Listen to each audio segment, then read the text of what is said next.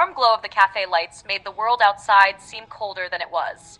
Sophie sat at the corner table, stirring her latte absently as her mind wandered to the events of the past few months.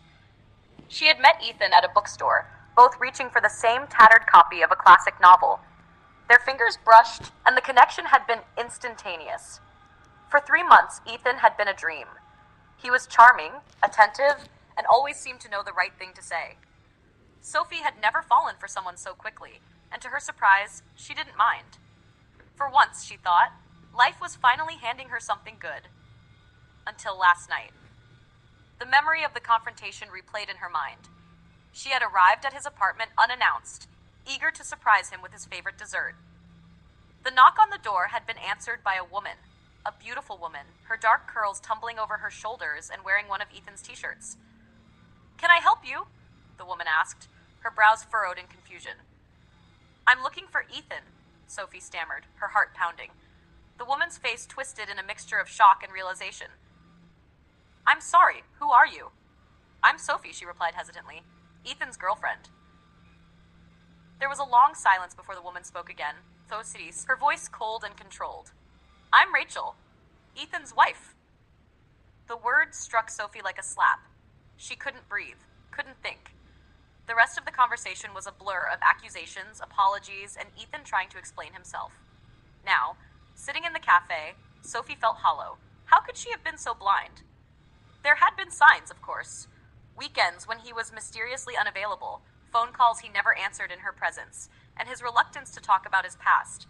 But she had ignored them, lost in the illusion of their perfect connection. The doorbell jingled, pulling Sophie out of her thoughts. She looked up to see Ethan standing there, his coat dusted with snow. He spotted her immediately and walked over, his expression a mix of guilt and desperation.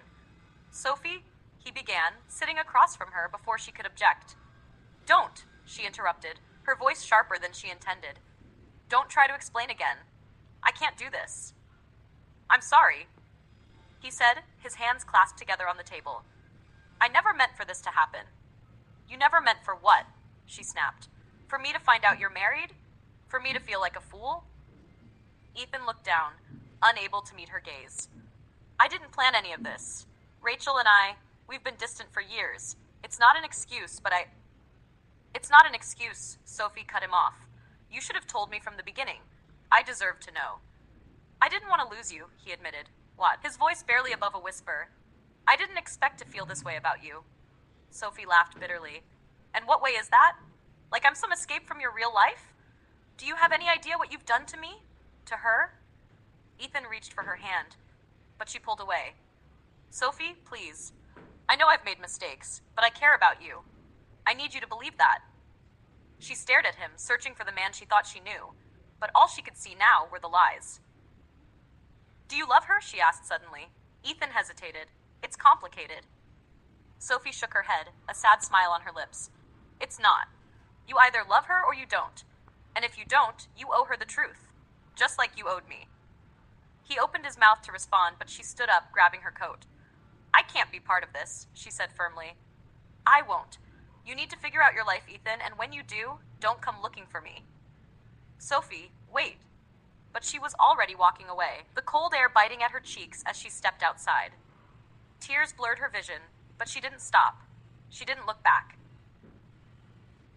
Weeks passed, and Sophie tried to piece her life back together. She avoided the places they used to go, blocked his number, and threw away every reminder of him. Slowly, the pain dulled, replaced by a cautious determination to move forward. One evening, as she was organizing books at the library where she worked, Rachel walked in. Sophie froze, unsure of what to say or do. "Hi," Rachel said, her voice softer than Sophie expected. "Hi," Sophie replied hesitantly. Rachel glanced around before stepping closer. "I just wanted to say thank you." Sophie blinked in surprise. "For what?" "For walking away," Rachel said. "Ethan told me about your conversation. After you left, we had a long talk. It wasn't easy, but we're getting a divorce." Sophie didn't know how to respond. "I don't blame you," Rachel continued. "I know he lied to you, too, and I know how it feels to be betrayed by someone you love." Sophie nodded, her throat tight. "I'm sorry," she managed to say.